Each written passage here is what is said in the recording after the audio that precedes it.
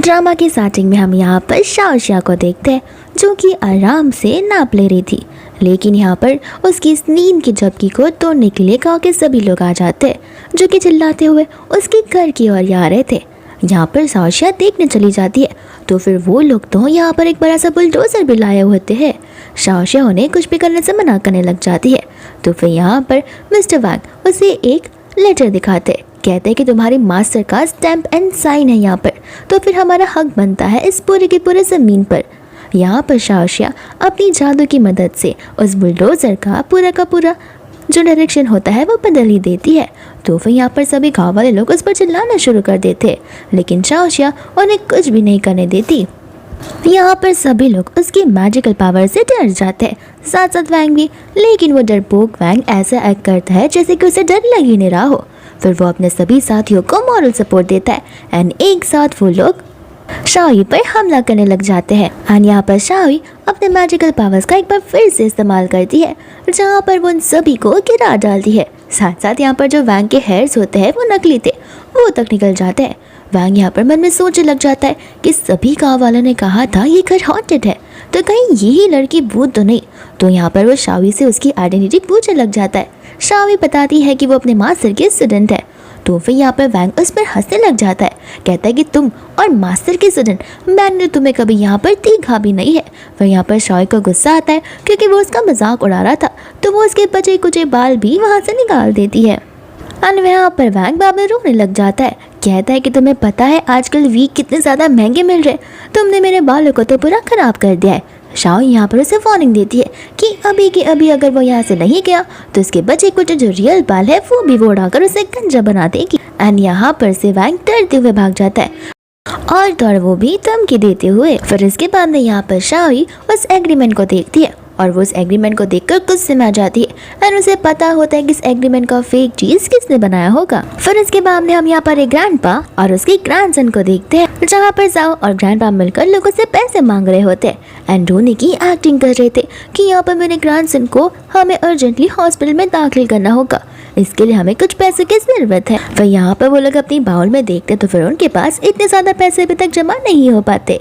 And इतने में यहाँ पर सामने से उन्हें एक लेडी नजर आती है, तो फिर वो लोग भी उसे अपनी मनगढ़ंत कहानियाँ बताने लग जाते हैं। एंड यहाँ पर शाओई उन्हें अपनी शक्ल दिखाती है, तो फिर ग्रैंडपा यहाँ पर शाओई को मास्टर कहकर बुला रहे थे। एंड यहाँ पर शाओई उन्हें वो उस एग्रीमेंट को दिखाती है, तो फिर यहाँ पर ग्रैंडपा उसे माफी मांगने लग जाते हैं, कहते कि मास्टर माफ कर देना, एक्चुअली मुझ पर कुछ ज्यादा ही लोन है, इस वजह से हमें यहाँ पर ये सब कुछ करना पड़ रहा है, लेकिन मैं प्रॉमिस करता हूँ कि बहुत जल्दी मैं यहाँ पर तुम्हें सारी की सारी चीजें वापस लौटा दूंगा।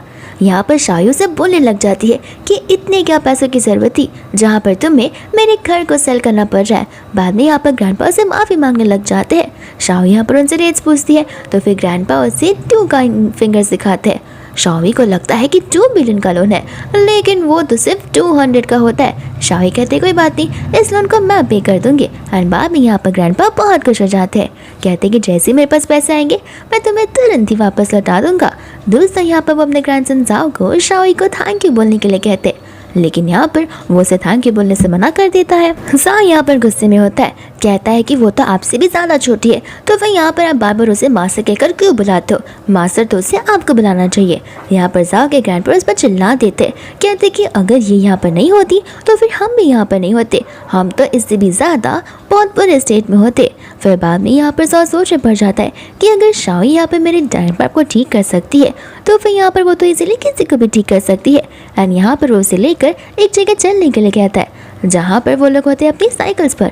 एंड शाओई यहाँ पर सामने से कार को जाते हुए देखती है, तो वो सोचने पड़ जाती है कि काश यहाँ पर उनके पास भी कार होता तो फिर उनके लिए ट्रैवल करना कितना इजी हो जाता। फिर इसके बाद में यहाँ से वो तीनों अपनी साइकिल पर निकल पड़ते, जहाँ पर शाओई अपनी पावर से साइकिल को तो एकदम प्लेन की स्पीड पर भगा रही थी।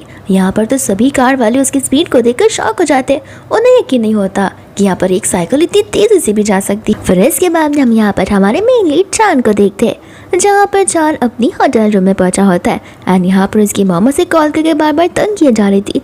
एंड चान उन्हें रियश्योर कर रहा था कि वो तो होटल के बाहर ही खड़ा हुआ है।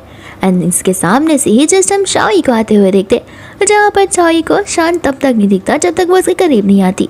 फिर वह तुरंत ही अपनी बात से कुल छोड़कर हवा में उड़ते हुए यहाँ पर चान की जान को बचा लेती है।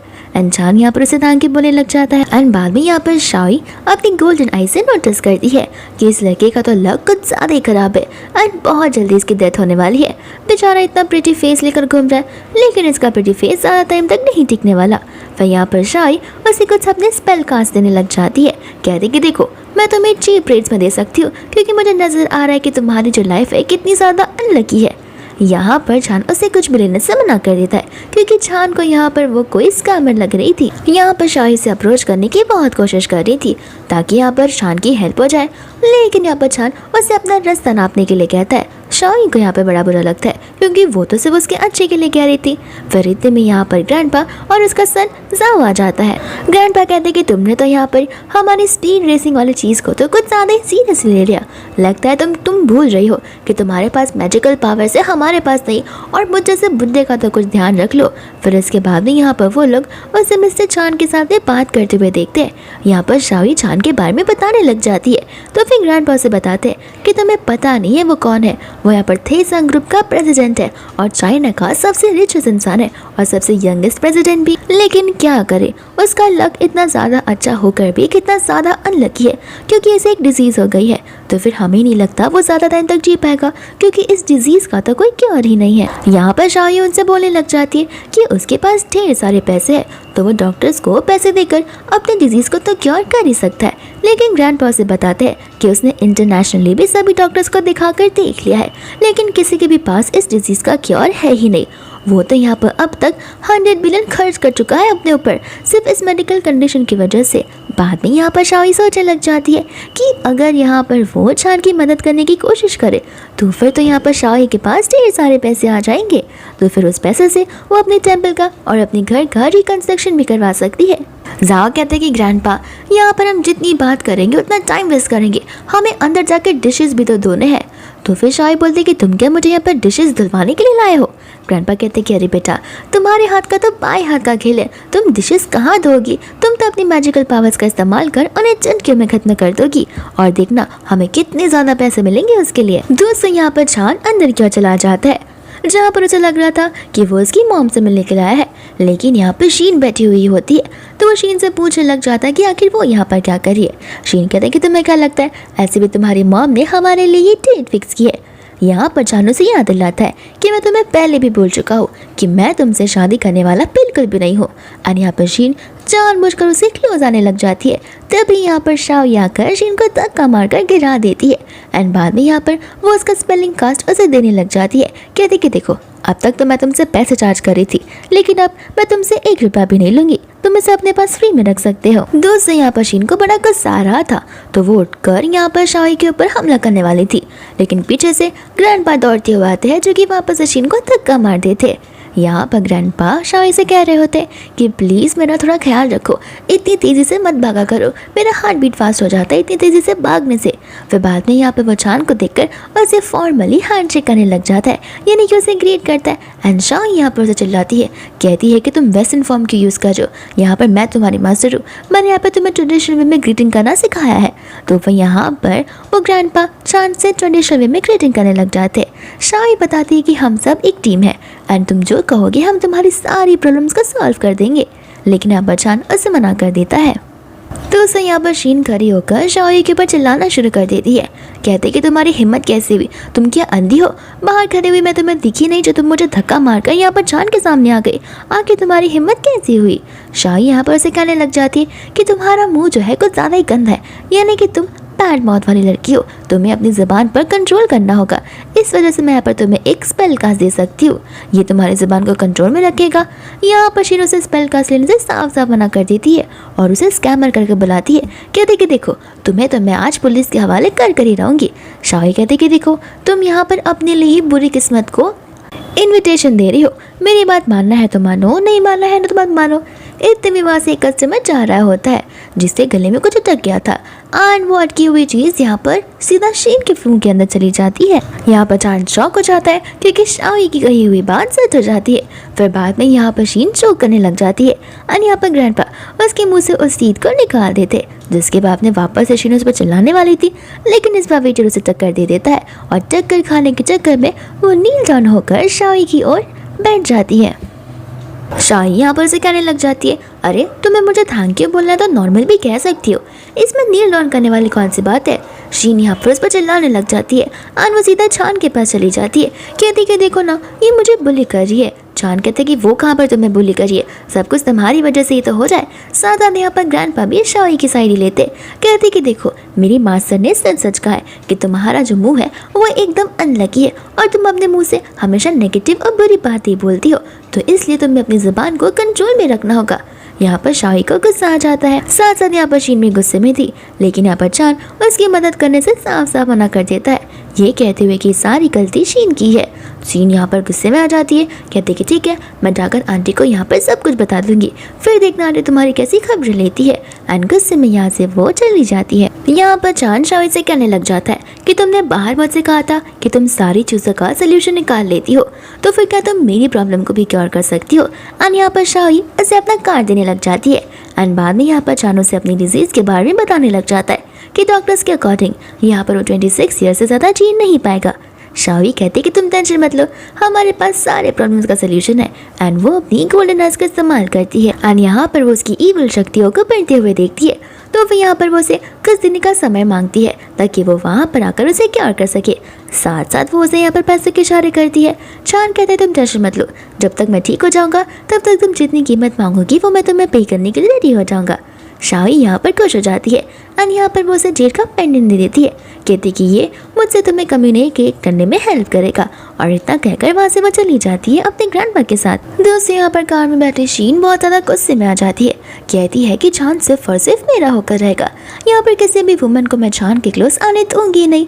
एंड यहाँ पर वो एक सीक्रेटिव कॉल करती है ताकि यहाँ पर वो चांद से और भी क्लोज हो पाए। इसके बाद यहाँ पर ग्रैंडपा और शावी बात कर रहे होते हैं, जहाँ पर ग्रैंडपा शावी से कह रहे थे कि आखिर कब हम ढेर सारे पैसे अर्न कर पाएंगे।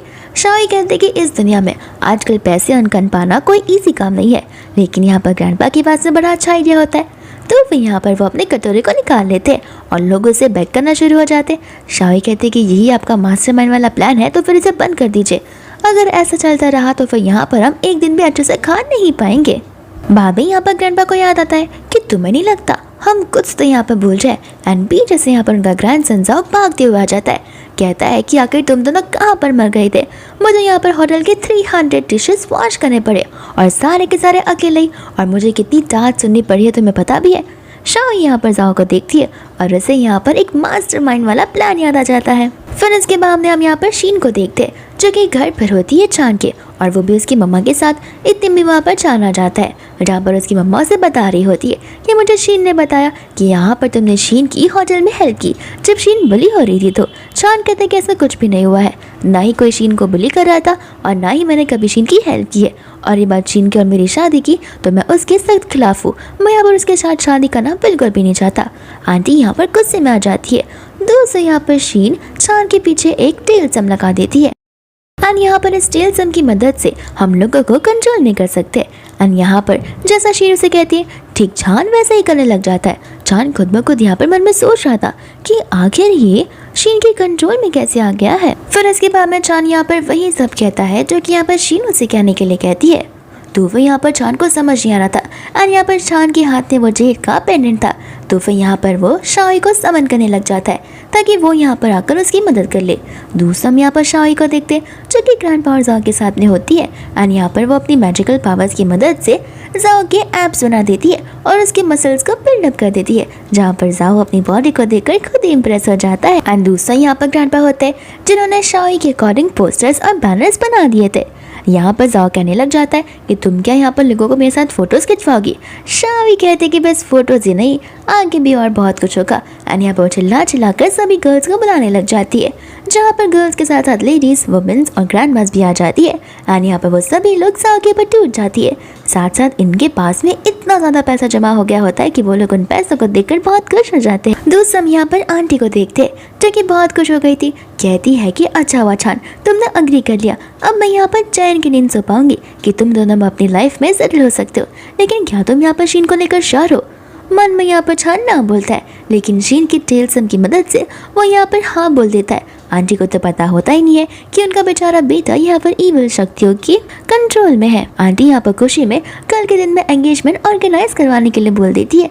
साथ साथ यहाँ पर छान सोच रहा होता है कि आखिर वो लड़की आ क्यों नहीं रही है मेरी मदद करने के। एंड बाद में यहाँ पर हम देखते हैं शाओई को, जहाँ पर उनका किसिंग और हग सेशन जाओ के साथ में खत्म हो जाता है।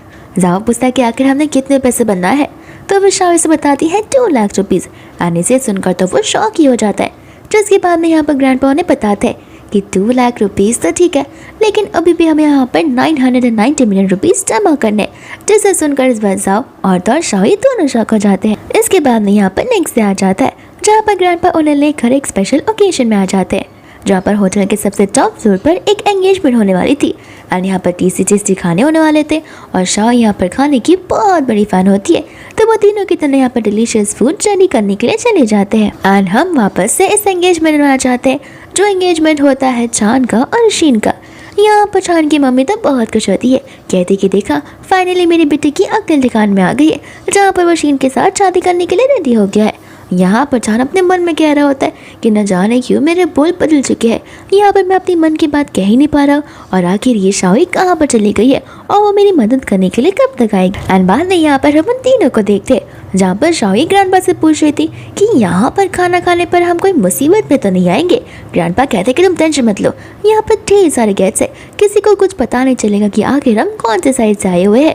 बाद में यहाँ पर जाओ तो लंच बॉक्स लेकर आया था। ग्रैंडपा कहते हैं कि तुम लंच बॉक्स क्यों लेकर आए हो, तो फिर जाओ बताने लग जाता है कि फिलहाल तो हम लंच करें, लेकिन हमारा डिनर का तो बंदोबस्त हमने करना ही होगा। एंड ग्रैंडपा यहाँ पर उसे लंच बॉक्स फेंक कर उसे प्लास्टिक का बैग देते, कहते कि इस लंच बॉक्स के अंदर कितने ही सामान आ पाएंगे, लेकिन इस प्लास्टिक बैग के अंदर तो ढेर सारी चीज़ें आ पाएंगी। फिर वो तीनों मिलकर खानों पर टूट पड़ते हैं। इसके बाद में यहाँ पर होस्ट होता है, जो कि ब्राइड और ग्रूम को स्टेज पे बुला रहा था अपनी एंगेजमेंट सेरेमनी के लिए। फिर बाद में यहाँ पर शाओई उसे देख लेती है, जहाँ पर उसे देखते ही शाओई को समझ आ जाता है कि चांद तो किसी और के कंट्रोल में है। यहाँ पर होस्ट चांद से पूछता है कि क्या आप ब्राइड के साथ यहाँ पर एंगेजमेंट करने के लिए रेडी हो, तो चांद हाँ बोलता है, लेकिन वो चांद को कंट्रोल में किए वाली गोस्ट बोल रही होती है। शाओई यहाँ पर सभी के सामने कह देती है कि चांद यहाँ पर ये शादी नहीं करना चाहता है। यहाँ पर शीन की मम्मी गुस्से में आ जाती है, कहती है कि तुम कौन होती हो फैमिली मैटर में टांग लड़ाने वाली। शाओई यहाँ पर बताने लग जाती है कि चांद उसका क्लाइंट है, और यहाँ पर चांद अपनी वेल विशिंग से इस एंगेजमेंट को नहीं कर रहा है। दोस्त यहाँ पर ग्रैंडपा जाओ होते हैं। जाओ यहाँ पर डर जाता है कि चांद के मैटर में यहाँ पर शाओई दखलंदाजी कर रही है, तो कहीं हमें यहाँ पर धक्के मारकर बाहर ना निकाल दिया जाए। ग्रैंडपा यहाँ पर उसे समझाते हैं कि शाओई यहाँ पर उसकी मदद करने की कोशिश कर रही है और हमें उसका साथ देना चाहिए, न कि यहाँ से भाग जाना चाहिए। फिर बाद में यहाँ पर शाओई चांद की मम्मा को बता रही होती है कि चांद यहाँ पर किसी टेल्सम कास्ट की कंट्रोल में है, लेकिन यहाँ पर शीन बोलने लग जाती है कि इसकी बातों में आप लोग मत आइए, ये वही लड़की है जिसने मेरी और चांद के डेट को स्पॉइल कर दिया था, और यही लड़की मुझे बुली कर रही थी। शीन की मम्मा को गुस्सा आ जाता है, एंड यहाँ पर शीन की मॉम सिक्योरिटी गार्ड को बुला देती है, कहते कि तुम तीनों की तीनों बेगर हो, देखो किस तरीके से खाना तुम लोग थैली में भरे जा रहे हो, एंड यहाँ पर तुम किसी की फैमिली को डिस्ट्रॉय करने की कोशिश कर रही हो। जाओ यहाँ पर ग्रैंडपा सिखाने लग जाता है कि मैंने आपसे पहले ही कहा था कि हमें यहाँ पर इसके चक्कर में पड़ना ही नहीं चाहिए, शाओई 1 नंबर की जुटी है। लेकिन यहाँ पर ग्रैंडपा साफ के ऊपर चिल्लाते हैं, कहती है कि देखो वो मास्टर है मेरी, और यहाँ पर वो जो भी चीज़ करती है हमेशा सच के लिए ही करती है। फिर बाद में यहाँ पर चांद की मॉम शाओई को एक मौका देती है, कहती कि देखो तुम यहाँ पर चांद की फ्रेंड हो, तो मैं तुम्हें एक अच्छा मौका दूंगी, तुम तीनों चुपचाप यहाँ से जा सकते हो, मैं यहाँ पर तुम्हारी इंसल्ट नहीं करवाना चाहती हूँ। शाओई यहाँ पर आंटी से कहने लग जाती है कि मुझे पता है आप लोग मेरी बातों पर भरोसा नहीं करोगे, इसलिए मैं यहाँ पर चांद जिस जेल से में फंसा हुआ है उसे ब्रेक करूंगी, और उसे ब्रेक करने के बाद चांद यहाँ पर अपनी मन की बातों को बोलेगा, तब जाकर आप पर मुझ पर भरोसा हो जाएगा। शीन कहते कि कोई ज़रूरत नहीं है यहाँ पर कोई भी ड्रामा या नाटक करने की, तुम्हें तो यहाँ से जाना ही होगा। एंड यहाँ पर वो गार्ड्स को ऑर्डर देती है उन्हें मारने के लिए, जहाँ पर शाओई अपनी पावर्स का इस्तेमाल कर सभी गार्ड्स को फ्रीज कर देती है। एंड बाद में अपनी स्पीड का इस्तेमाल करते हुए शाओई उसके पीछे से उस टेल्सम को निकाल देती है। बट फिर भी यहाँ पर चांद जो है शीन के साइड से ही बोले जा रहा था, कहता है कि तुमने किससे कहा कि मैं यहाँ पर शीन से एंगेजमेंट नहीं करना चाहता, मैं तो शीन से एंगेजमेंट करने के लिए तरसा जा रहा हूँ। लेकिन यहाँ पर उसकी मन की आवाज़ से कुछ और ही बोल रही थी कि वो अपने खुद के कंट्रोल में नहीं है। यहाँ पर शाओई चान को ध्यान से देखने लग जाती है। शीन यहाँ पर सभी के सामने बोलने लग जाती है कि देखा, मैंने आप लोगों से ये कहा था ना कि यहाँ पर ये बिन मतलब का ही है, हमारी फैमिली को डिस्ट्रॉय करने के लिए और हम सबके बीच में झगड़ा लगाने के लिए। ऐसे भी चान यहाँ पर अपनी मर्जी से मुझसे शादी कर रहा है। बाद में यहाँ पर शाओई को समझ आता है कि इसके पीछे अभी भी वो घोस्ट पड़ा हुआ है, तो फिर वो उन सभी को उसके बारे में बताने लग जाती है। आंटी यहाँ पर शाओई को जाने के लिए कहती है एंड शाओई यहाँ पर उन्हें सिचुएशन को एक्सप्लेन करती है। शीन यहाँ पर कहती है कि तुम क्या थोड़ी सी पागल हो, 21st सेंचुरी में आखिर घोस्ट कहाँ से आएगा। आंटी कहती है कि अगर कोई घोस्ट है तो तुम उसे निकाल कर दिखाओ और हमें प्रूव करो। एंड यहाँ पर शाओई उस घोस्ट से बात करने लग जाती है।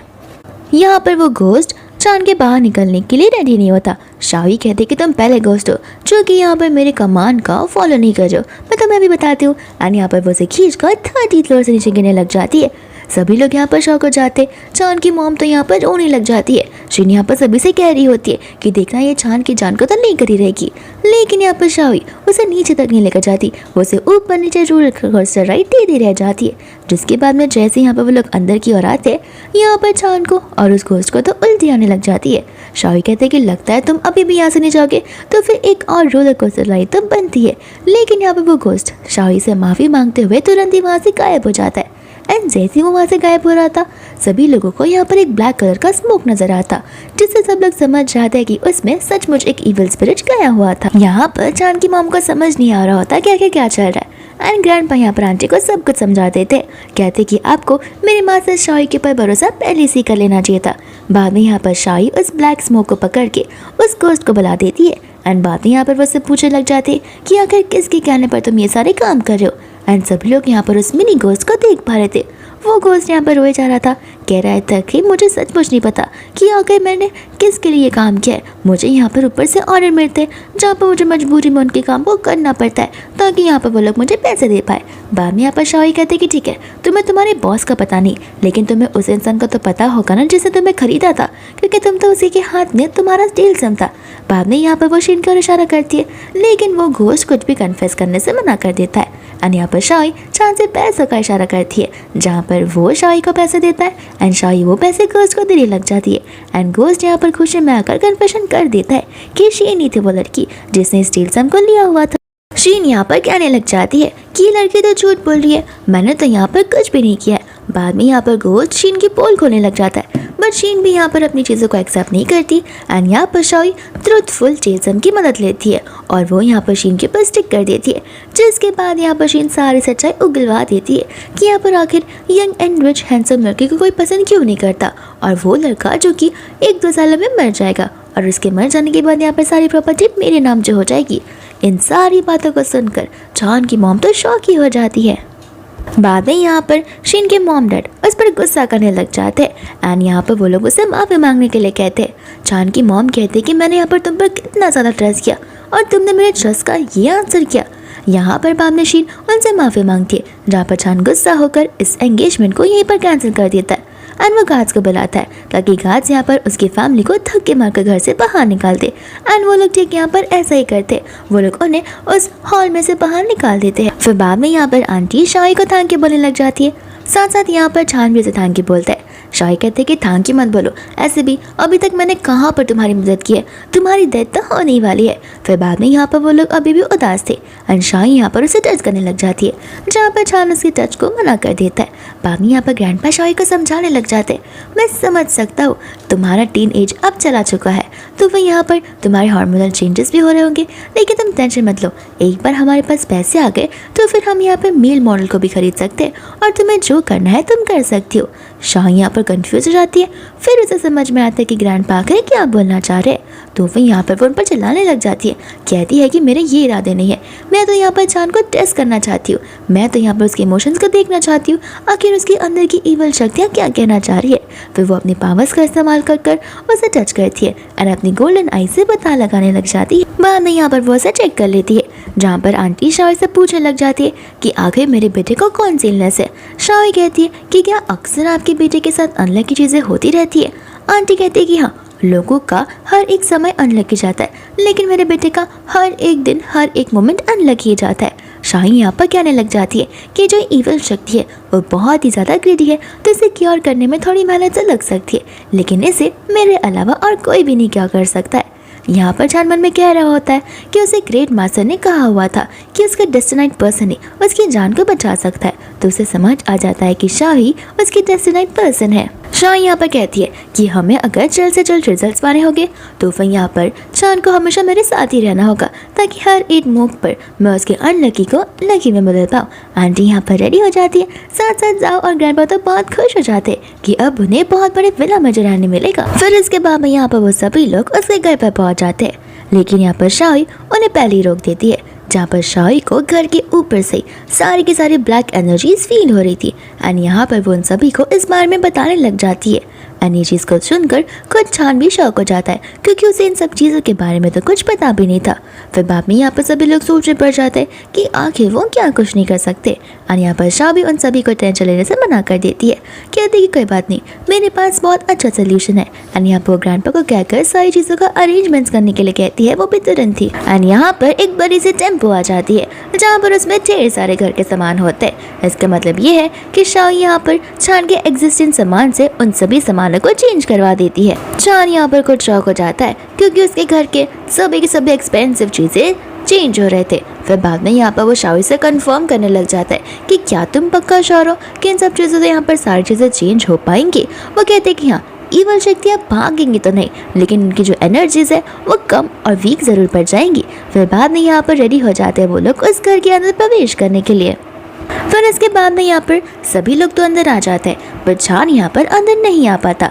ऐसा लग रहा था कि जैसे उसके सामने एक दीवार आ खड़ी हो। फिर बाद में यहाँ पर शाही समझ जाती है कि छान की ईवल शक्तियाँ बहुत ज़्यादा ही ताकतवर है, इस वजह से यहाँ पर मास्टर इस ईवल शक्तियों को अपने ब्लेसिंग वाले घर पर एंट्री होने के लिए नहीं दे रहे। एंड यहाँ पर शाही और ग्रैंडपा अपने ग्रेट मास्टर से प्रे करना शुरू कर देते हैं कि छान की ईवल शक्तियाँ हैं जो कि उसे अंदर आने नहीं दे रही है, लेकिन छान खुद ही एक बहुत ही अच्छा पर्सन है एंड हम यहाँ पर उसकी हेल्प करेंगे ईवल शक्तियों को दूर करने के लिए।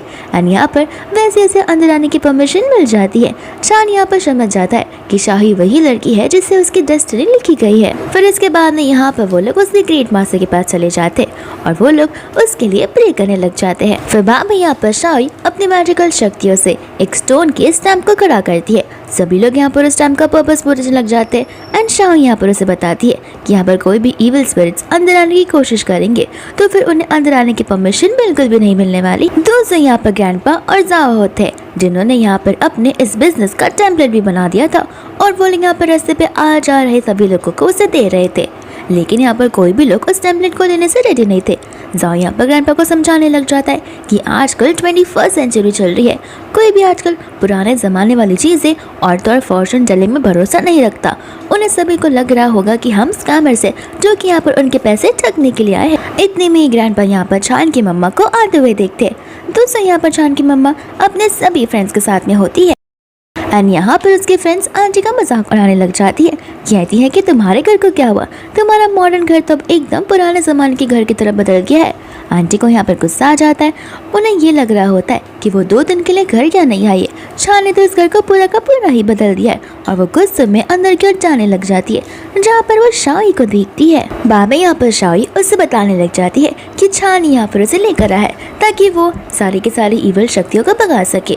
यहाँ पर आंटी की फ्रेंड बोलने लग जाती है कि ईवल शक्तियों को भगाने के लिए पूरे घर को कन्वर्ट करने की क्या ही ज़रूरत थी, कहीं यहाँ पर लड़की कोई स्कैमर तो नहीं है। लेकिन आंटी यहाँ पर अपनी फ्रेंड्स को बताती है कि शाही कोई स्कैमर नहीं है, वो सच में यहाँ पर मैजिकल पावर्स की इंटेलिजेंस है, जहाँ पर उसे ढेर सारी चीज़ें आती है और तो यहाँ पर उसने छान की जान ऑलरेडी एक बार बचा ली है।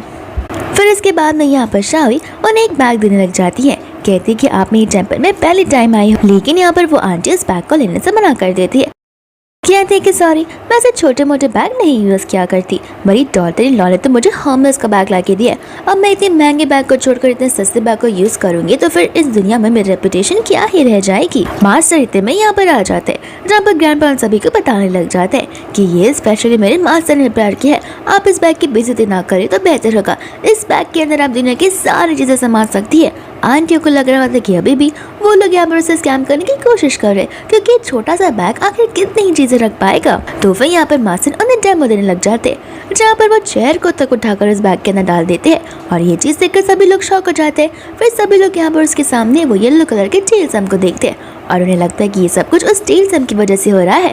ग्रैंडपा कहते हैं कि हाँ, इस टेल सम को भी मेरी मास्टर ने ही बनाया, जिसकी वजह से ये सारी चीजें पॉसिबल है। फिर बाद में यहाँ पर चान की मॉम इस बैग को ले लेती है, जिसके बाद में वो सभी को यकीन नहीं हो रहा होता। इतने सारे सामान इस बैग के अंदर डाले हुए हैं, लेकिन ये बैग अभी तक इतना लाइट वेट है। दूसरा यहाँ पर आंटी सभी को शाही के पावर्स के बारे में बताने लग जाती है कि ये मेरी डॉटर इन लॉ है और ये तो बहुत ही ज़्यादा स्ट्रांग है। शाही कहते हैं कि आंटी, मैं अभी तक बहू बनने के लिए रेडी बिल्कुल नहीं हुई हूँ। ये फॉर्चून टेलर वाली बात सुनते ही सभी की सभी आंटियाँ एक्साइटेड हो जाती है कि यहाँ पर ये हमारे भविष्य को पढ़ सकती है। फिर इसके बाद में यहाँ पर वो आंटी बोलने लग जाती है कि यहाँ पर मेरा हस्बैंड थोड़ा सा वियर्ड बिहेव कर रहा है और मुझे लग रहा है कि शायद क्या पता उसके पास कोई मिस्ट्रेस हो, तो इस वजह से मैंने यहाँ पर एक इन्वेस्टिगेटर को उसके पीछे लगा दिया है। सभी आंटियाँ यहाँ पर हंसने लग जाती है, कहते कि तुम्हें क्या लगता है कि तुम्हारा हस्बैंड तुम पर चीट कर रहा है। आंटी कहते रुको, मैं उसे अभी वीडियो कॉल कर बताती हूँ। शाही यहाँ पर उन्हें बताती है कि आपका हस्बैंड आप पर चीट नहीं कर रहा है, बल्कि यहाँ पर वो आपसे कुछ तो छुपा रहा है, यानी कि वो कुछ पैसों की बात है। बाद में यहाँ पर आंटी वीडियो कॉल कर अपने हस्बैंड को पूछने लग जाती है और तो यहाँ पर उनका हस्बैंड इन सब चीज़ों को डिनाई कर देता है। बाद में यहाँ पर शाही उस पैसों की पोजीशन बता देती है, जहाँ पर आंटी अपने हस्बैंड को उस वास को हिलाने के लिए कहती है एंड जैसे वो उस वास को अपसाइड डाउन करता है, उसके अंदर से कुछ पैसे बाहर निकल आते हैं। आंटी कहते हैं कि इतने से पैसे छुपाने की क्या जरूरत थी, मैं क्या तुम्हारे पैसे यहाँ पर खा जाऊंगी। अंकल कहते हैं मेरा डेबिट कार्ड, मेरा क्रेडिट कार्ड, मेरा चेकबुक और मेरा बैंक बैलेंस सब कुछ तुम्हें पता है, मुझे मेरे खर्चे सोच समझ कर करने पड़ते। बाद में यहाँ पर आंटी इस वीडियो कॉल को कटी कर देती है। दूसरे यहाँ पर एक आंटी अपने दूसरे प्रॉब्लम्स बताने लग जाती है कि यहाँ पर मेरे रिंकल्स और मेरी झुर्रियाँ तो बढ़ती जा रही है। एंड यहाँ पर शाही अपने मैजिकल पावर से एक पॉट को निकालती है, जिस पॉट के अंदर कुछ मेडिसिन होते हैं। एंड यहाँ पर शाही उन सभी को बताने लग जाती है कि अगर इन सब की एक एक गोलियां भी आप लोगों ने ले ली तो फिर यहाँ पर आपकी उम्र तो 10 साल से भी कम हो जाएगी।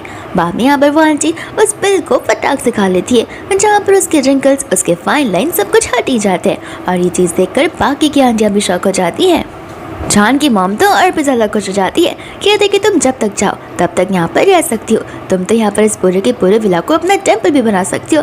मैं यहाँ पर ढेर सारे लोगों को यहाँ की रिकमेंडेशन दूंगी। फिर साथ साथ यहाँ पर वो सभी लोग उसे ढेर सारे मेडिसिन मांगने लग जाते हैं। शाही कहते हैं कोई काम मैं फ्री में नहीं करती, आपको यहाँ पर मेरे टेम्पल का प्रमोशन करना होगा। एंड सभी आंटियाँ ऐसा करने के लिए रेडी हो जाती हैं। इसके बाद में यहाँ पर घर के सामने लंबी लाइन लग जाती है, जहाँ पर शाही एक एक करके सभी लोगों को कंसल्टेंसी देने लग जाती है। जहाँ यहाँ पर ग्रैंडपा से कहने लग जाता है कि जिस स्पीड से हम यहाँ पर ये सारी चीजें कर रहे उस स्पीड से तो हम यहाँ पर हमारे डेब्ट को बहुत जल्द ही पे कर देंगे। फिर इसके बाद में यहाँ पर एक लग्जरियस कार आती है, जिसके अंदर से मिस्टर फू बाहर आते हैं। सभी लोग यहाँ पर मिस्टर फू को देखकर शॉक हो जाते हैं, क्योंकि यहाँ पर वो बहुत ही रिच पर्सन होते हैं एंड यहाँ पर वो अपनी कुंडली देखने के लाए थे। फिर मिस्टर फू यहाँ पर शाही को कहने लग जाते हैं मेरे यहाँ पर 3 बच्चे हैं जो कि घूम चुके हैं, अब मुझे ये नहीं पता कि वो घूम गए हैं या फिर मर गए, तो फिर इसका पता तुम्हें लगाना होगा और अगर तुमने सारी चीज़ें बराबर से बता दी तो फिर ये 10 मिलियन तुम्हारे हो जाएंगे। एंड यहाँ पर शाही कैलकुलेट करना शुरू कर देती है, लेकिन इसके पहले कि यहाँ पर मिस्टर फू को कुछ कहे उतने में यहाँ पर शीन आ जाती है, जो कि सारा का सारा मजे का किरकिरा कर देती है। कहते कि तुम यहाँ पर सभी को उनके फॉर्चून के बारे में झूठ नहीं बोल सकती हो, अपना ये स्कैमिंग वाला बिजनेस अभी के अभी बंद कर दो। ग्रैंडपा यहाँ पर शीन पर चिल्लाने लग जाते हैं, कहते कि तुम अपना मुंह बंद रखो तो बेटर ही होगा, यहाँ पर तुम लोगों को डिस्टर्ब मत करो और मेरी मास्टर के खिलाफ मैं एक भी बुरा शब्द नहीं सुनूंगा। शीन यहाँ पर उन्हें अपना मुंह बंद करने के लिए कहती है एंड बोलती है कि मैं सभी के सामने यहाँ पर प्रूव कर सकती हूँ कि शाही एक झूठी पर्सन है एंड यहाँ पर मैं भी फॉर्चून टेलिंग कर सकती हूँ, जहाँ पर मेरी फॉर्चून टेलिंग हमेशा सच ही आती है। शाही यहाँ पर कहने लग जाती है कि लगता है तुम्हें अपने पर कुछ ज़्यादा ही ओवर कॉन्फिडेंस है एंड यहाँ पर उनमें पेट लग जाती है, जहाँ पर शीन कहता है कि ठीक है अगर मैं हारी तो मैं तुम्हें 5 मिलियन लूंगी, लेकिन यहाँ पर शाही रेडी नहीं होती है। शीन कहती कि क्यों, तुम तो यहाँ पर डर गई हो, लगता है तुम्हारे यहाँ पर बैंड बजने वाली है। शाही कहती कि मैं ना नहीं कह रही हूँ, मैं यहाँ पर 5 मिलियन के लिए नाम कह रही हूँ, यहाँ पर कम से कम मुझे 50 मिलियन तो मिलने चाहिए, तब मैं जाकर इस डेट में पार्टिसिपेट करूँगी। बाद में यहाँ पर वो लोग प्राइस 50 मिलियन तक बढ़ा देते हैं, जहाँ पर शीन कैलकुलेट करने लग जाती है एंड यहाँ पर वो मिस्टर फू को बताने लग जाती है कि आपके 3 सन जिंदा है, जिसमें से एक यहाँ पर टीवी कंपनी में काम करता है और एक जो रेस्टोरेंट में वेटर का काम करता है एंड यहाँ पर शीन उन्हें सब कुछ बता देती है, जहाँ पर मिस्टर फू अपने असिस्टेंट को सारी चीज़ें चेक करने के लिए भेज देते हैं एंड उनका असिस्टेंट कुछ ही मिनटों में वापस आ जाता है, ये कहते हुए कि आपके तीनों सन्स हमें मिल चुके। एंड यहाँ पर सभी लोग बाद में शाई को एक लायर बुलाने लग जाते हैं। ग्रैंडपा यहाँ पर किसी को भी शाई को क्रिटिसाइज करने के लिए मना कर देते हैं, लेकिन सभी लोग यहाँ पर सिर्फ यही कहते हैं कि अभी अभी हमारे सामने सारी सच्चाई बाहर आ गई है, तो फिर हम हमारी आंखों के सामने का सच ही तो देखेंगे, ना कि यहाँ पर आग बंद किए हुए झूठ को पकड़े जाएंगे। फिर बाद में यहाँ पर शाई शीन को बताने लग जाती है कि शीना बस भी करो, मुझे समझ आ रहा है कि तुम सारी चीज़ें सीख कर आई हो और जिस तरह की टेक्निक तुम यूज़ कर रही हो मुझे पता है ये टेक्निक्स मेरी है, जहाँ पर मेरे ही किसी स्टूडेंट ने तुम्हें ये सारी चीज़ें सिखाई होंगी, लेकिन यहाँ पर तुमने जो भी चीज़ें बताई हैं वो एक्यूरेट बिल्कुल भी नहीं है। सभी लोग यहाँ पर बाद में शीन पर डाउन करने लग जाते कि कहीं यहाँ पर शीन ने उन्हें उल्टी सीधी बात तो नहीं बताई हो, या फिर क्या पता उन्होंने फेक सेंस का बना दिया हो। शीन यहाँ पर शाई को अपना मुंह बंद करने के लिए कहती है, बोलती कि देखो अब तुम्हें पता है कि मैं अच्छी हूँ, इस वजह से यहाँ पर तुम मुझे क्रिटिसाइज करना बंद करो। मिस्टर फू यहाँ पर उन दोनों को जगाने से मना करते हैं, कहते कि देखो ऐसे भी मुझे मेरे 3 सेंस मिल चुके, हो सकता है कि तुम दोनों के बीच में कुछ मिसअंडरस्टैंडिंग हो गई हो। दूसरों यहाँ पर शीन शाई को नील डाउन कर उसे माफ़ी मांगने के लिए कहती है, ताकि यहाँ पर शाई उसे कुछ क्रिटिसाइज ना कर पाए। फिर बाद में यहाँ पर शाई अपने पावर्स का इस्तेमाल कर उन्हें उनके तीनों बेटों के बारे में बताने लग जाती है, लेकिन यहाँ पर वो उन्हें बताती है कि जो उनका दूसरा बेटा है वो उनका बायोलॉजिकल सन बिल्कुल नहीं है। मिस्टर फू यहाँ पर शाई को कहते कि देखो शाई, मैं तुम्हारी बहुत रिस्पेक्ट करता हूँ, लेकिन इसका मतलब ये नहीं कि कंपटीशन को तुम जीतने के लिए यहाँ पर मुझसे झूठ बोलोगी। शाई कहते कि मैं झूठ नहीं बोल रही, एक बार उन तीनों को यहाँ पर आ जाने दो, आपको यहाँ पर सारी की सारी सच्चाई खुद ब खुद ही पता चल जाएगी। साथ साथ शॉप यहाँ पर उन्हें ये भी बताती है कि उनका कोई 3 बेटा नहीं है, बल्कि उनका जो तीसरा चाइल्ड है वो बेटा नहीं बल्कि बेटी है। अंकल को यहाँ पर तो पक्का यकीन हो जाता है कि लड़की झूठ बोल रही है, लेकिन इतने में यहाँ पर उनकी 3rd डॉटर आ जाती है, जहाँ पर अंकल उसे देखकर शौक हो जाते हैं। एंड बाद में यहाँ पर वो बताने लग जाती है कि मुझे मॉम ने कहा था कि आपको पहले से ही सन्स पसंद है, एंड यहाँ पर अगर लड़की हुई तो शायद से आप मॉम के साथ में रिश्ता तोड़ देते, इस वजह से यहाँ पर मुझे मॉम ने लड़का बना कर रखा था। शाही बाद में बताने लग जाती है कि ये तो कुछ भी नहीं है, आपका दूसरा बेटा लड़कों को पसंद करता है, यानी कि वो गे है। एंड इतने में यहाँ पर उनका दूसरा बेटा भी आ जाता है, एंड वो सचमुच गे होता है, जहाँ पर उसे लड़के पसंद होते हैं। एंड बाद में यहाँ पर उसका एक और बेटा आता है, जो कि वही होता है जैसा कि शाह ने बताया था कि वो बेटा उसका खुद का नहीं बल्कि किसी और का है। एंड वो आकर यहाँ पर उन्हें बताने लग जाता है कि प्लीज़ अब मुझे डांटेगा मत, बचपन से यहाँ पर मैंने ही आपको बड़ा डैड माना है, लेकिन मुझे बाद में मालूम पड़ा कि आप मेरे बायोलॉजिकल डैड नहीं हो, मेरे बायोलॉजिकल डैड तो हमारे बाजू वाले रिलेटिव्स थे। फिर बाद में यहाँ पर मिस्टर फू गुस्सा हो जाते हैं, जहाँ पर वो गुस्से में उन तीनों को वहाँ से भगाई डालते हैं। एंड यहाँ पर वो बहुत उदास हो जाते हैं, ये कहते हुए कि मैं कितना ज़्यादा अनलकी हूँ, यहाँ पर मेरी लाइफ में तो कोई एक भी सन लिखा ही नहीं है। शॉ कहते कि देखो ये सारी चीज़ें अभी भी पॉसिबल है। मिस्टर फू कहते लेकिन मेरी उम्र तो देखो, अब मैं सेम उम्र का नहीं रहा। तो फिर यहाँ पर शाही कहते कि हाँ मुझे वो पता है, लेकिन जब तक यहाँ पर मुझे मेरी पेमेंट नहीं मिलती तब तक मैं आगे का प्रोसेस नहीं कर सकती। एंड अब तुरंत ही मिस्टर फू से सारी की सारी पेमेंट्स कर देते हैं। एंड इसके बाद में यहाँ पर शाही उन्हें 3 मेडिसिन की गोली देती है, कहती कि इसे याद से बुलवा देना और फिर बाद में यहाँ पर बच्चा इजीली हो जाएगा। यहाँ पर शीन को गुस्सा आ जाता है, जहाँ पर वो कहते कि तुम रुको, अभी की अभी मेरे मास्टर यहाँ पर आएंगे एंड तब आकर यहाँ पर वो तुम्हें सबक सिखाएंगे। एंड बाद में यहाँ पर शीन के मास्टर आ जाते हैं, जहाँ पर शीन उन्हें शाही के बारे में बहुत बुरा भला बोलती है। एंड यहाँ पर उसके मास्टर उसे ही थप्पड़ मार देते हैं। एंड बाद में यहाँ पर वो मास्टर खुद ब खुद निधन कर गए।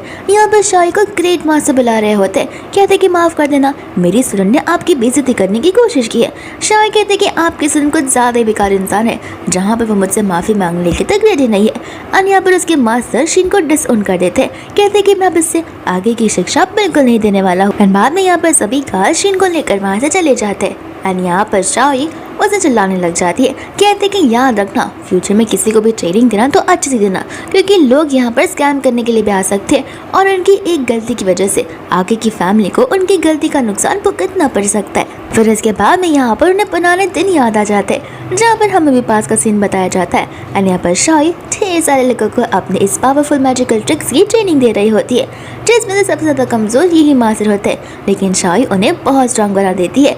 एंड मास्टर यहाँ पर प्रेजेंट में शाही को बहुत ज़्यादा थैंक यू बोल रहे होते हैं, क्योंकि शाही की ट्रेनिंग की वजह से उनकी लाइफ तो पूरी ही बदल चुकी है। साथ साथ यहाँ पर वो उस ग्रैंड को भी थैंक यू बोलते हैं, उसे हमेशा मोटिवेट करने के लिए। और फिर क्या, फिर शाही अपने यहाँ पर काम में लग जाती है, जहाँ पर ये लाइन तो खत्म ही नहीं हो रही थी, लेकिन फाइनली लाइन खत्म हो जाती है एंड उनका काम भी। बाद में यहाँ पर वो लोग अपने पैसों का बॉक्स देखने लग जाते हैं, जहाँ पर वो बॉक्स तो उनसे उठ भी नहीं रहा था। फिर यहाँ पर वो लोग पैसे काउंट करते हैं, जहाँ पर उनके लोन के पैसे ऑलमोस्ट जमा हो चुके थे। लेकिन इतने में ही यहाँ पर पुलिस ऑफिसर्स आ जाते हैं, ये कहते हुए कि हमें यहाँ पर रिपोर्ट मिली है कि आप लोग यहाँ पर कुछ सुपरस्टिशियस कामें कर रहे हो, वो भी इलीगली। और यहाँ पर वो ऑफिसर उन तीनों को अपने साथ पुलिस स्टेशन करने के लिए चलता है। तो फिर यहाँ पर शाही खुद शॉक हो जाती है और वो तीनों उनके साथ पुलिस स्टेशन चले जाते हैं। के बाद यहाँ पर वो लोग वहाँ पर बैठे हुए थे, जहाँ पर शाही को बहुत गुस्सा आ रहा था और यहाँ पर ग्रैंडपा उससे बात करने से मना कर रहे थे, क्योंकि उन्हें पता है कि अगर पुलिस ऑफिसर्स ने उन्हें बात करते हुए पकड़ लिया तो वो लोग उसे बिल्कुल नहीं छोड़ेंगे।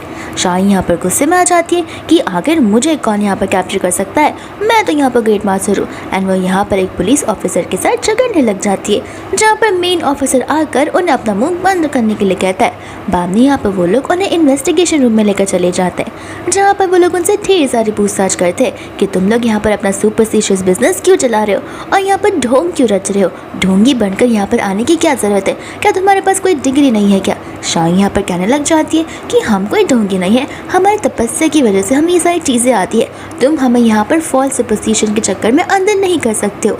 ग्रैंडपा यहाँ पर माफ़ी मांगती कहते हुए कि थोड़ी शॉर्ट टेम्पर है।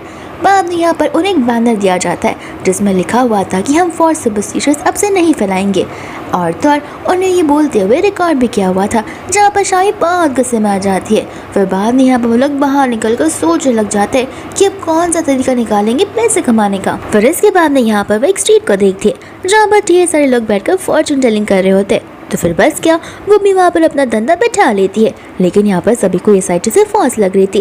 लेकिन यहाँ पर शाही एक इंसान का फॉर्चून पड़ती है, जहाँ पर वो उसे बताते कि तुम्हारे सपने में तुम्हारे ग्रैंडपा आते, मुझे ये पता है। बाद में यहाँ पर वो उन्हें बताने लग जाते कि आखिर किस तरीके से उससे ग्रैंडपा का भूत उसे सपने में सताता है। यहाँ पर शाही अपने मैजिकल पावर्स का इस्तेमाल करती है, जहाँ पर वो ग्रैंडपा खुद ब खुद वहाँ पर आ जाते हैं। अपनी आखिरी इच्छा अपने ग्रैंडसन को बोलकर उसे माफ़ी मांगकर उसके सपने अब वापस आने से मना कर देते।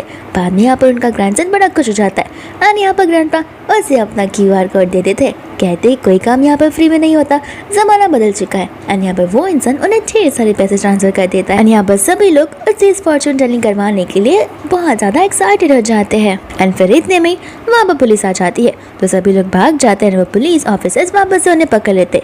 शाही कहते कि मेरी फॉर्चून टेली और मेरी सुपरस्टिशियस चीज़ें पूरी नहीं है और वो झूठ भी नहीं है, मैं यहाँ पर सभी लोगों को उनकी सच्चाई यही बताती हूँ।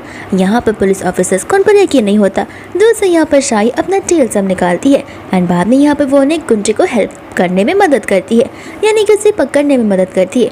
यहाँ पर पुलिस ऑफिसर को भरोसा नहीं होता एंड शाही अपनी गोल्डन आई से पता लगा लेती है।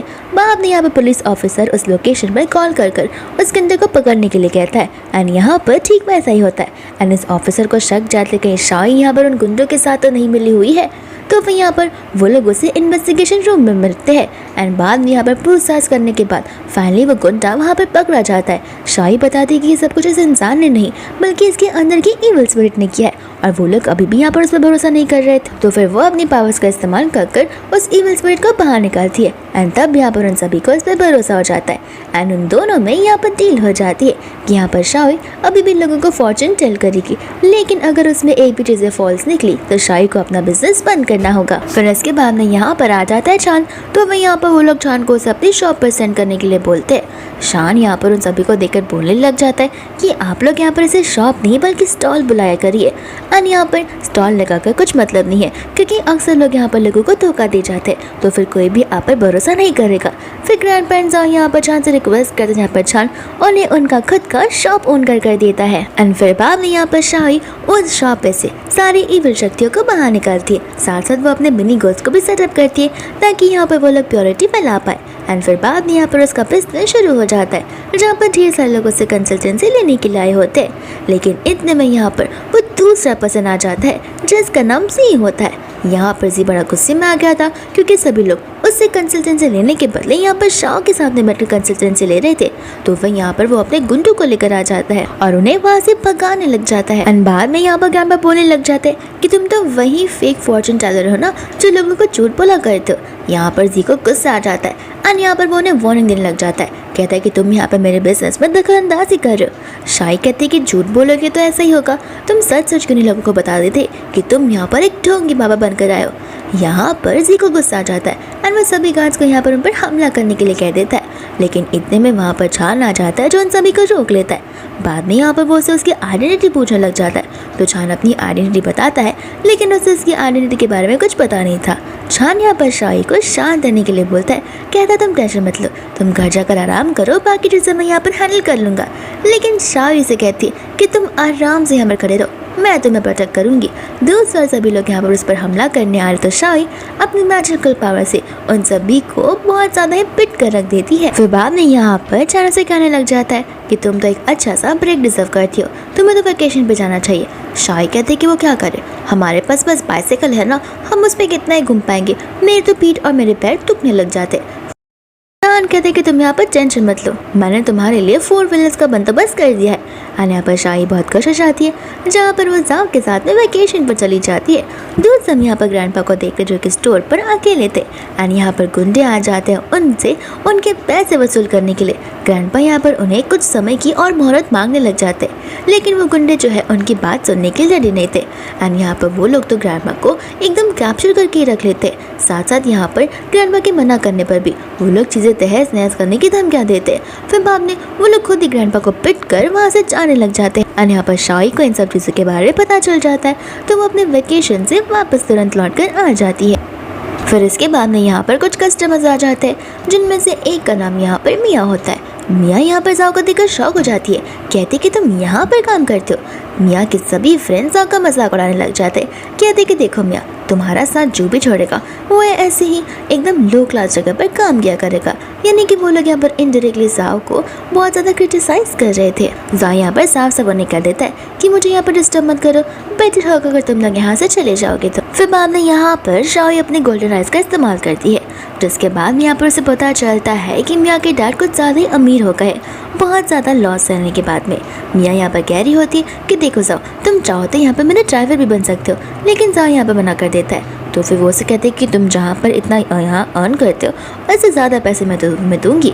जाओ मना करता है, बट यहाँ पर शाही रेडी हो जाती है, कहते कि ठीक है पैसे दो और इसे लेकर चले जाओ। तो फिर मियाँ कहते कि ठीक है, मैं 1 मंथ का टेस्ट ज़रूर लूँगी, अगर मुझे ये ड्राइवर पसंद नहीं आया तो मैं इसे वापस लौटा दूँगी। बाद में यहाँ पर वो इसे पैसे दे देती है। यहाँ पर जाओ बहुत उदास होता है, कहता है कि कुछ पैसों के लिए तुमने यहाँ पर मुझे सेल कर दिया।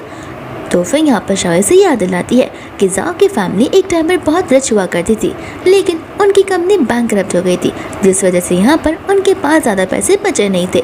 तो फिर यहाँ पर शाही उसे बताती है कि यही मौका है पता लगाने का कि अगर तुम्हारे डैड की कंपनी बैंकरप्ट की हो गई, और मुझे लगता है कि इसके पीछे मियाँ के डैड का हाथ है। जाओ कहता है कि ये तो अच्छी बात है, लेकिन अगर मैं कोई प्रॉब्लम में फंस गया तो। एंड जाओ यहाँ पर अपने बैग से निकाल कर बस एक ठेल सम देने लगती है। मियाँ यहाँ पर जाओ पर चिल्लाने लग जाती है, कहती कि क्या 1 महीने बाद यहाँ पर आओगे। बाद में यहाँ पर जाओ उस टेल सम को छुपाते हुए मियाँ की ओर चले जाता है। ग्रैंडपा यहाँ पर शाही से कहने लग जाते हैं कि आखिर तुमने उसे अकेले क्यों भेजा, क्योंकि वो बहुत ही ज़्यादा कम इंसान है, यानी कि कम अक्ल वाला इंसान है, उसे चीज़ें जल्दी से समझ नहीं आती। वो यहाँ पर कोई मुसीबत में पहुँच जाएगा, कहीं तुम अपनी गोल्डन आइज यूज़ करके खुद पता नहीं लगा सकती। शाही यहाँ पर मना कर देती है, कहती है कि ये जाओ की बैटल है, मैं यहाँ पर उसे मदद करूंगी, लेकिन लड़ना उसे खुद ब खुद पड़ेगा। फिर इसके बाद में यहाँ पर रात हो जाती है, जहाँ पर जाओ आसपास के घर के रूम्स को देखने लग जाता है। एंड यहाँ पर ये याद आता है कि मियाँ ने उसे इस रूम के अंदर जाने से सख्त मना किया था, एंड वो उसी रूम के अंदर चला जाता है, जहाँ पर रूम को गौर से देखने के बाद एक वेसल के नीचे उसे एक टेल सम नजर आता है, जिस टेल सम के उस पर उसके ग्रैंडपा का नाम लिखा हुआ था। बाद में यहाँ पर वो समझ जाते हैं सब कुछ इसी वजह से हो रहा है, और इन सब के पीछे उसी के डैड का हाथ है। तो फिर यहाँ पर वो टेल सम को लेकर जाने लगता है, बट इतने में ही वहाँ पर मियाँ के डर आकर उसे पकड़ लेते हैं और पूछने लग जाते हैं कि आखिर वो यहाँ पर क्या कर रहा है। तो फिर यहाँ पर जाओ सारे बहाने बनाने शुरू कर देता है कि मैं तो वॉशरूम की ओर जा रहा था, लेकिन न जाने कि मैं यहाँ तक पहुँच गया। इतने में यहाँ पर मियाँ आ जाती है, जो उस पर चिल्लाने लग जाती है, कहते कि मैं तुम्हें सख्त मना किया था यहाँ पर अंदर आने से, फिर भी तुम यहाँ पर आ गए हो। जाओ उसे समझाता है कि उसे गलती हो गई है। अंकल यहाँ पर उसे चिल्ला कर घर से बाहर निकलने के लिए कहते हैं, वो भी अपने सामान पैक कर कर। मियाँ यहाँ पर गुस्से में आ जाती है, कहती कि तुम जरूर यहाँ पर कोई चीज़ चुराने के लिए आए रहोगे। जाओ कहता है कि नहीं, मैं इतना बुरा नहीं हूँ जो मैं यहाँ पर आके चीज़ें चुराऊंगा। तुम अगर चाहो तो यहाँ पर मुझे चेक भी कर सकते हो। एंड यहाँ पर मिया के डैड जाओ को चेक करने लग जाते, जहाँ पर चेक करने पर भी उन्हें कुछ नहीं मिलता।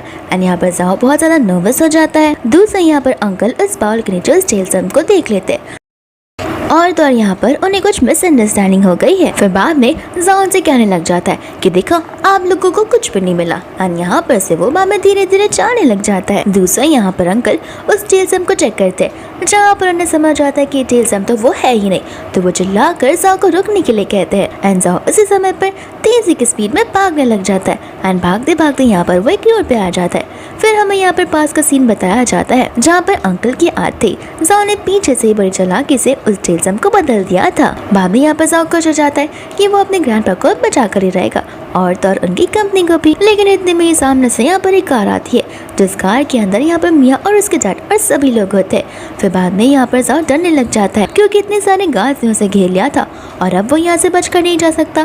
साथ साथ यहाँ पर गार्ड्स उसे गिरफ्तार भी कर लेते हैं। जाओ यहाँ पर कहने लग जाता है कि आपकी वजह से, आपकी इस षड्यंत्र की वजह से मेरी पूरी की पूरी फैमिली बर्बाद हो गई। लेकिन यहाँ पर उस अंकल को कुछ फर्क ही नहीं पड़ता। साथ साथ यहाँ पर मिया उसकी बातों को कुछ समझ नहीं पा रही थी।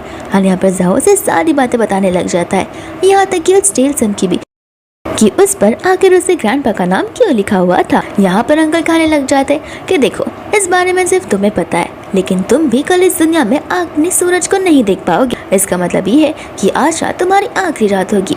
फिर बाद में यहाँ पर जाओ को याद आता है कि शाओ ने उसे कहा हुआ था कि अगर कोई मुसीबत हो और अगर वो जोर से ना दौड़ पाए तो फिर यहाँ पर उसे शाही का नाम जोर से चिल्लाना होगा। एंड जाओ यहाँ पर शाही का नाम जोर से चिल्लाता है, जहाँ पर शाही और ग्रैंडपा आ जाते हैं। शाही कहती कि बस भी करो, इतना जोर से चिल्लाए कि मेरे कान की पर्दी फट गई। एंड बाद में यहाँ पर वो उस अंकल को सबक सिखाती है, जहाँ पर वो अंकल उससे माफ़ी तो मांगते हैं लेकिन वो उनसे माफ़ नहीं करती।